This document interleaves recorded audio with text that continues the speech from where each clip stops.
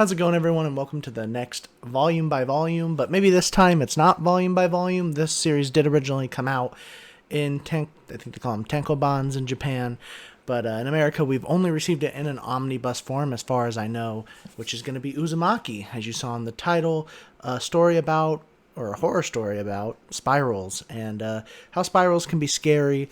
I'm going to give a little shout out, because I didn't really know how I wanted to formulate this one, seeing as it's not a volume in a greater series, it's just an omnibus of the entire story. So I'll give a shout out to these two YouTubers. I sat down and just looked at some other reviews. Two I really liked were Edward Lauren and someone called RGS Devilship. So RG's Devilship, probably is how that's said. Thanks. You gave me some inspiration to think of how I want to discuss this book. I'll still show up some panels, but I'll try and hide some of the horror and keep to only towards the earlier stages of showing you maybe some big horror. So there will be some spoils, at least past the first part. And what it'll be is I'm just going to discuss the first story to start off, so you can have an understanding of what we mean when Junji Ito is trying to terrify you with spirals. So you're going to be following two main characters for the most part. Kiri is your main female protagonist, and Shuchi, I don't know how it would be said. Luckily, we are actually on the verge of Adult Swim making a 4-part series on Uzumaki, so that should be pretty dang exciting to watch, and it's actually sort of fitting that mine comes out, so stick with me as we get into this review. Okay, so starting in chapter 1, we are introduced to Kiri. She is walking into her small oceanside town that she lives at, going to and from school, as she learns that Shuchi, her boyfriend, is having some issues at home. His dad has sort of stopped heading into work during the day. His dad isn't going to do what he is, and he's starting to have this weird obsession with spirals, and you don't know what it has to do with. And the story of chapter 1 essentially keeps going from there. So Suchi's dad is collecting more and more things called spirals. At one point, Kiri and them start to talk to him about his obsession. He starts talking about how crazy and endless the spiral is. And over that, and it starts to build up. They start having inter-family fights because he's not going to work anymore. He loses his job. He is just obsessed with spirals, to the point where his wife decides that she's fed up with it. She takes all his stuff and she throws it away because she needs her husband back. She needs him to get back to work. He comes home and he is furious. They have a huge family fight. He storms out and they essentially don't talk to each other for a few days. And eventually his wife and son, after not talking to him for a few days and noticing that he's not been around, go to look for him.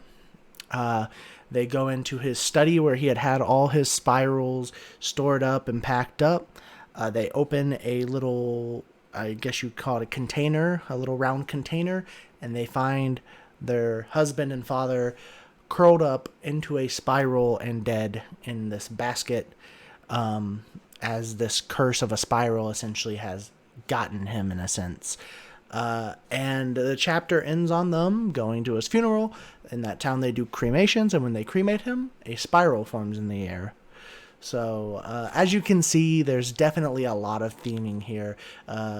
He does a great job at making you horrified by spirals and making you realize what a lot of people say, realize how many spirals there are in the world. And I'll talk more about that. But in general, I thought this was a fantastic horror manga. So if just that basic, really basic description of that first chapter intrigues you in this, I highly recommend you read it. The rest of what I'll talk about is not going to be spoiler heavy. I will include maybe some photos from later in the manga. But overall, I'm not actually going to do where I discuss every single chapter after it. It's an omnibus of the full story. I'm not here to spoil a full story for you. I can do it in little parts if you want to hear about a volume to see if it's any good. But I'm not going to give you in-depth details about what's happening. So thanks for stopping by if you did watch this first part. Like I said, it's a very entertaining manga. It's very obvious why Junji Ito is known for his horror. His full art photos are nuts. So there's lots to look at. Understand it. He does not pull his punches when showing horror, and there are plenty of different stories that you could find disturbing. Probably one of the harder ones for me is you can actually sort of see a reference to it here on the spine. See if I can get the light to show it. I think the light's a little too bright to get it shown. Yeah, it looks like that light.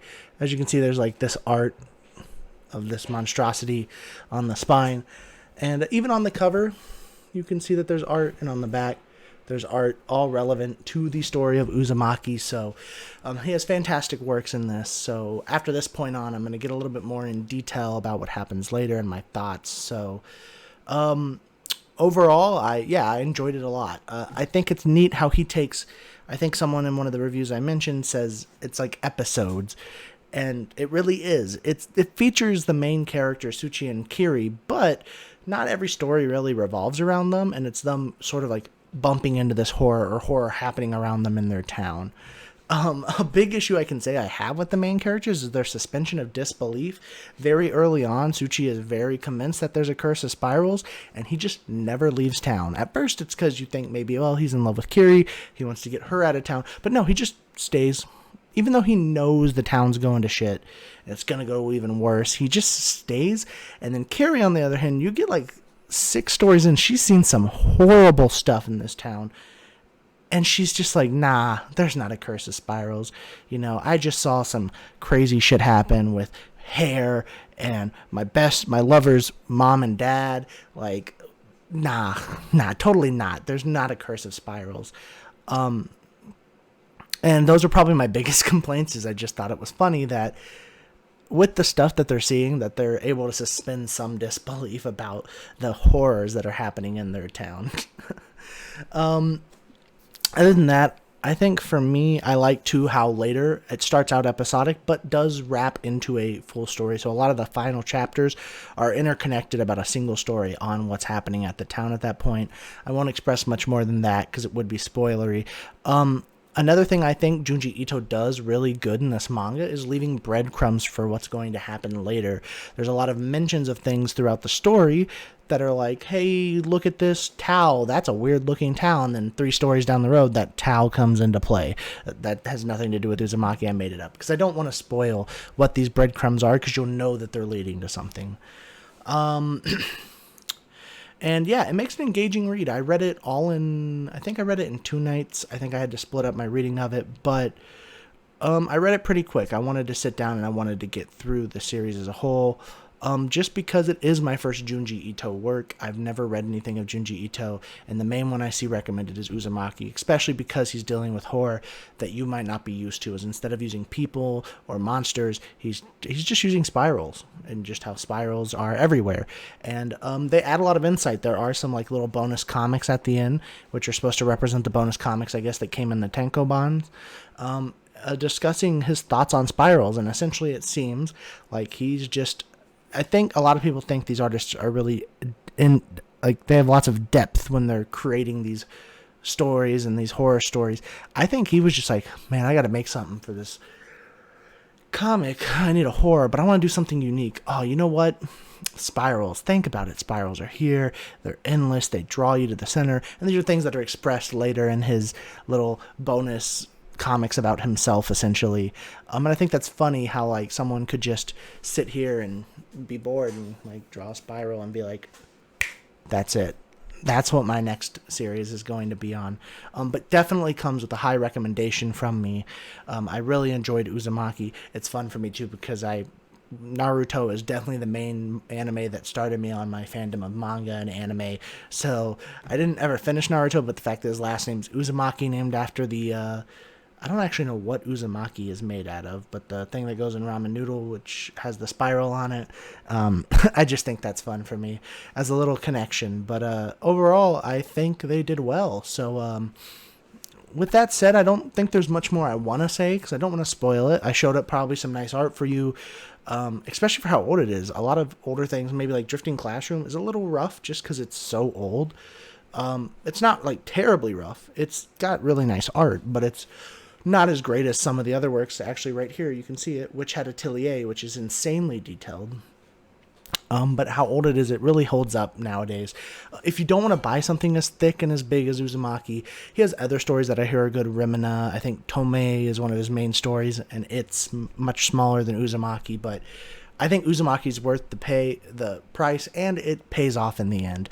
It has a very horror-esque ending that works really well for it. that makes it an enjoyable read. So with that, let's go put it on the shelf and call it there. The next manga we have on our list is one I've been really excited for. I picked up a mainline shonen that I've been waiting to get to, Dr. Stone.